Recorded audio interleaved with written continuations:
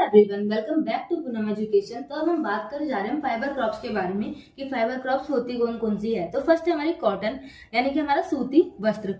Cotton requires high temperature, light rainfall, 210 Frost free day and bright sunshine for its growth. यानी कि जो cotton है, जो सूत है, उसको उगाने के लिए हमें कैसी जगह चाहिए होती है? एक हाई टेम्परेचर वाली जगह चाहिए होती है। हाई टेम्परेचर, लाइट रेनफॉल, यानी कि बहुत कम मात्रा में बारिश की जरूरत होती है। 210 फ्रॉस्ट फ्री डे, यानी कि 210 फ्रॉस्ट फ्री डेज की जरूरत होती है। और ब्राइट सनशाइन, यानी कि सूर्य की रोशनी की जरूरत होती है फॉर इट्स ग्रोथ, यानी कि इसको अच्छे से उगाने के लिए। It grows best on black and alluvial soil.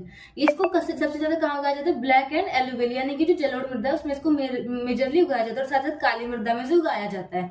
China, USA, India, Pakistan, Brazil and Egypt are the leading producers of the cotton. जो कॉटन है हमारा, उसके जो लीडिंग प्रोड्यूसर्स है वो है हमारा यूएसए, यानी कि संयुक्त राज्य अमेरिका, साथ ही साथ China, India, Pakistan and Brazil. It is one of the main raw material for the cotton textile industry, यानी कि जो हमारा सूती वस्त्र निर्माण उद्योग है, उसके लिए जो सबसे ज्यादा मेजर जो रॉ मटेरियल है वो यही है।